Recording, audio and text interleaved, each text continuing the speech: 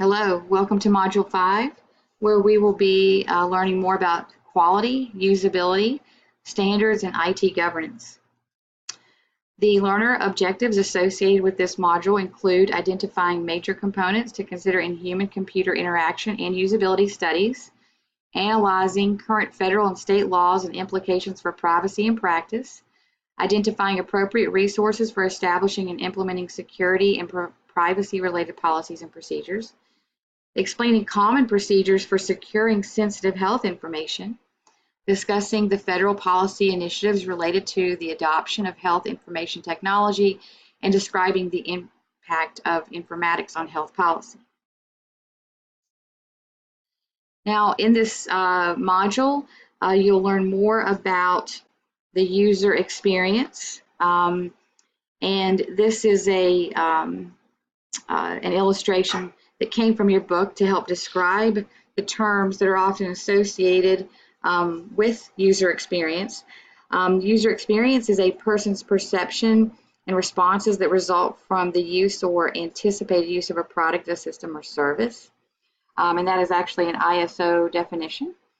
The human factors aspect is the scientific discipline that's concerned with understanding interactions among humans and elements of a system, and the profession that applies theory, principles, data, and methods to design in order to optimize human well-being and overall system performance.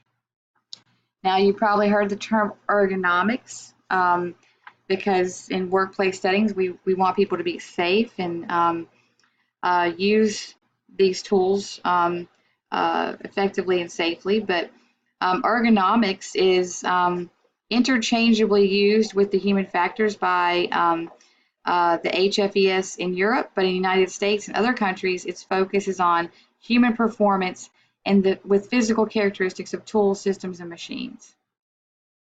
The term human-computer interaction, you may have heard of this before, but this is actually the study of how people design, implement, and evaluate interactive computer systems in the context of users' tasks and their work.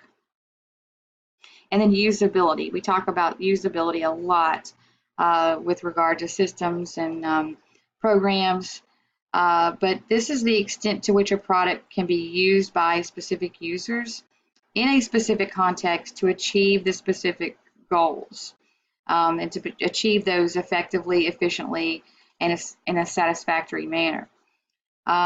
These are the terms, and you will learn more about this in your reading. Now, there are goals associated with usability. Those include the effectiveness, efficiency, and the satisfaction, and those were just outlined for you in that definition I described. So we'll talk more about standards and the use of standards with regard to EHRs, because EHRs are certainly part of our national agenda. We want to be able to maximize the use of these EHRs and the data that's collected within and the data that can be exchanged. And therefore, we need to have standards in regard to how we document, how we record information. So there are terms that you will be learning more about that relate to this idea of data standards. Your textbook does a really good job of really clarifying a lot of this, and it is very, it can be overwhelming when you first start reading it, but the basic terms that you'll learn more about include word, term, and concept, vocabulary, terminology, standardized terminology, interface terminology, classification, ontology. And so you'll learn more about how those things are connected together and how they influence the ability to standardize data. We'll also be learning more about patient safety and quality. There are definitions related to quality of care and patient safety.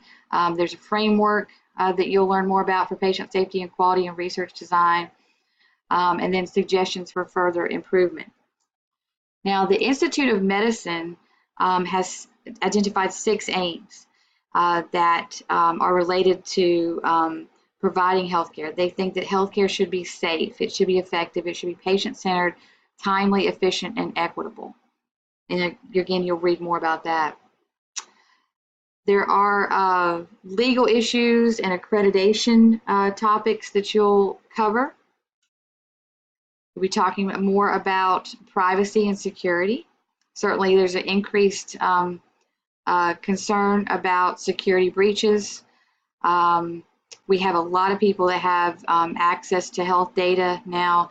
There are different types of health data available and the uses of those health data. And then we have increased the volume of health data, so we accumulate a lot of it because we can collect it more readily now. So there's a lot of research, a lot of discussion related to privacy and security in regard to healthcare systems. So information privacy, to further define that, is protecting health information from misuse by non-authorized personnel. Integrity deals with keeping the data secure to serve as a primal resource for knowledge. Now, there are federal initiatives that drive health IT, and you'll learn more about those. One includes the HITECH Act, meaningful use. You'll learn more about the history behind those. And now we have the Medicare Access and Chip Reauthorization Act of 2015, which is referred to as MACRA.